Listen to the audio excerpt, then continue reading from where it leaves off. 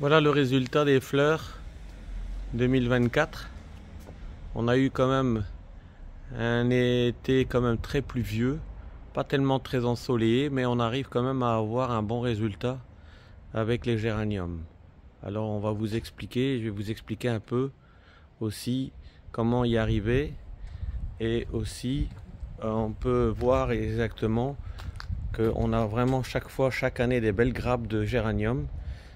Et pourtant ce sont des géraniums qui sont achetés dans une grande surface.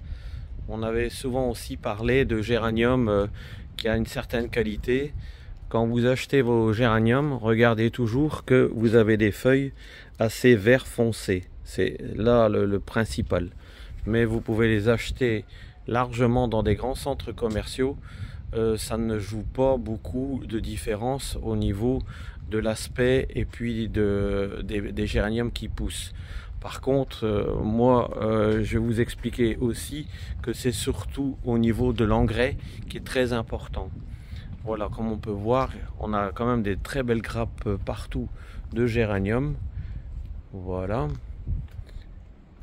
Et ce qu'il est impératif aussi, c'est que de temps en temps, vous enlevez, comme on voit ici, les fleurs fanées. Ce qui donne vraiment encore plus à booster les géraniums. Et que les géraniums vont avoir beaucoup plus facile à fleurir. Un géranium n'aime pas beaucoup l'eau.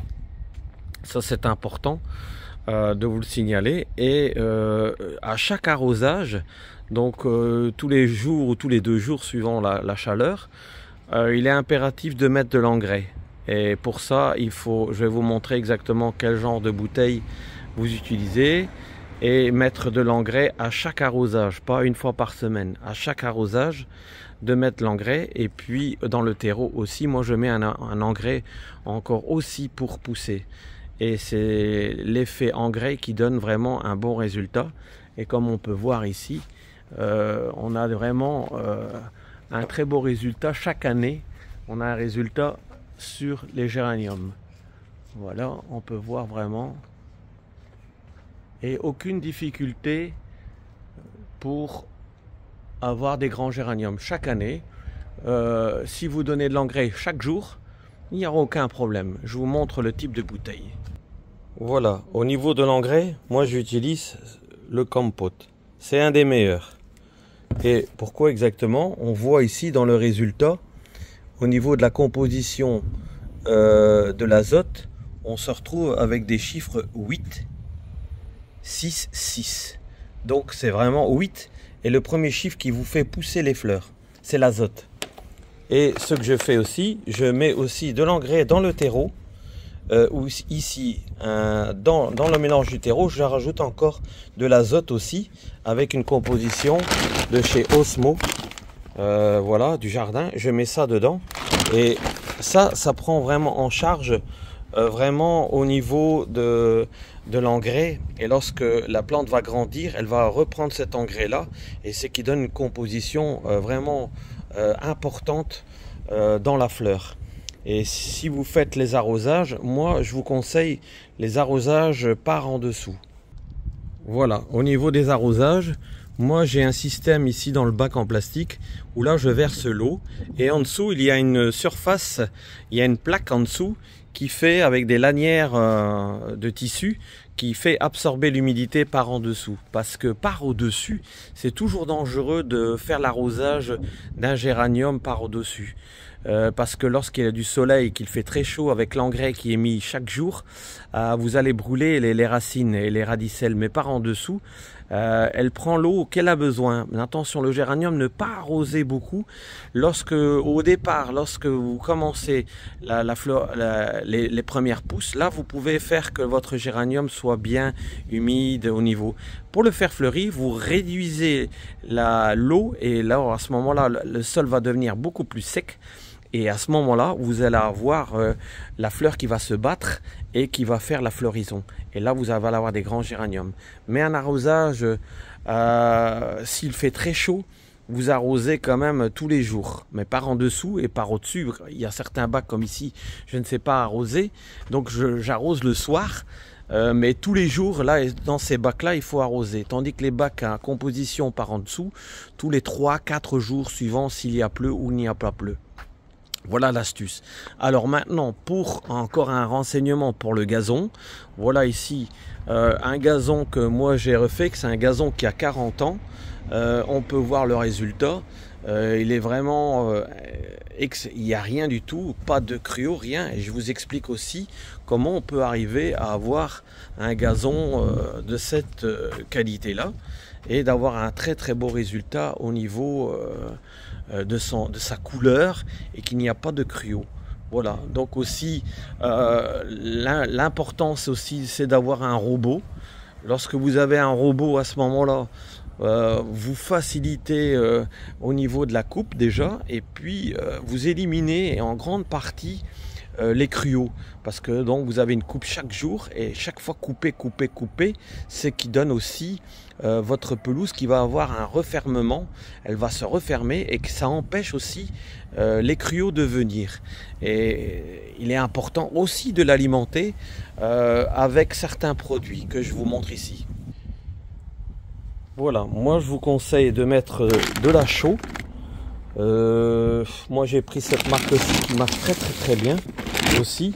Ça vous donne vraiment, ça vous empêche d'avoir à ce moment-là de la mousse sur votre gazon. Vous faites ça inversement au mois de mai. Vous pouvez mettre sur votre pelouse cette chaux et avant l'hiver vous remettrez une deuxième passe. Et ce qui va faire que vous n'allez plus avoir de mousse dans votre gazon. Malgré, avant, j'avais aussi beaucoup de mousse. Et comme les vieilles personnes disaient, il faut mettre du sulfate de fer. Surtout pas. Parce que lorsque vous mettez le sulfate de fer, c'est vrai, effectivement, ça va, je vais dire, ça va éliminer la mousse, mais vous allez acidifier votre sol. Donc, je vous conseille de mettre de la chaux. Et puis, pour l'engrais, vous mettez aussi, moi j'ai la marque ici DCM, en pro, et vous pouvez voir la composition. Vous avez un 13-3-8, c'est-à-dire ça c'est pour faire vraiment pousser. L'azote est toujours là pour vous faire pousser et ça va vous donner un vert profond de votre gazon, et ça il faut au moins faire 2 fois par an, c'est-à-dire au mois de mai vous mettez l'engrais et la chaux. Et puis vous mettez au mois de juin une deuxième passe de retour. Dès que votre gazon commence à venir légèrement jaunâtre, eh bien vous changez et vous pouvez remettre une passe d'engrais dessus. Un scarifiage, pour scarifier, bon, je fais un scarifiage de temps en temps, mais légèrement. Mais c'est surtout depuis qu'on a le robot qui gère vraiment les coupes, qui ont donné vraiment un très beau rendu sur le gazon. Donc voilà un petit peu au niveau gazon, au niveau des fleurs, ce qu'il faut faire surtout est bien voir exactement les produits que vous utilisez et les compositions de produits. Surtout pour l'engrais liquide, c'est le seul engrais liquide que j'ai trouvé où il y avait un chiffre 7 au départ, ou qui donnait quand même beaucoup plus l'azote. Voilà un peu les explications au niveau du gazon et au niveau des géraniums. Et je mettrai l'année prochaine une vidéo en complément sur les fleurs pour comment j'empote les fleurs. Voilà. Donc voilà, cette vidéo est terminée. Je vous remettrai une autre vidéo l'année prochaine avec comment je fais l'empotage des géraniums. Et je conseille aussi de mettre beaucoup de géraniums. Au plus vous mettez des géraniums l'un à côté de l'autre, tous les 5 cm, vous mettez assez bien dans un bac et vous allez avoir, et changer les couleurs. Mettrez une fois un rouge, un rose multicolore et ça donne un très beau résultat que de mettre toutes les couleurs. Moi j'ai pas su mettre ici, il n'y en avait plus de stock, mais sinon si vous mettez toutes les couleurs ça donne un beau résultat, mais encore beaucoup plus quand c'est multicolore. Voilà un peu les explications au niveau des géraniums, parce qu'il y a beaucoup de gens qui m'ont demandé comment vous faites pour avoir des super géraniums. Et bien voilà, donc le résultat n'est pas compliqué du tout. J'ai cherché pendant pas mal de temps, mais c'est surtout l'engrais et le terreau qu'il faut choisir. Le terreau, moi j'ai pris un terreau Osmo ou DCM spécial géranium. Il faut donner le prix pour le géranium, pour le terreau, qui est très important. C'est pas tellement le géranium, mais surtout le terreau et l'engrais que vous allez fournir. Et vous allez avoir facilement un résultat, même sans soleil. Ici, on est dans le nord et il n'y a rien à voir avec le sud, où là, il y a vraiment les chaleurs et le soleil. On n'a pas eu beaucoup de soleil cette année, mais on a quand même un beau résultat. Donc ça montre bien que c'est une composition de terreau et d'engrais qui est très important. Voilà.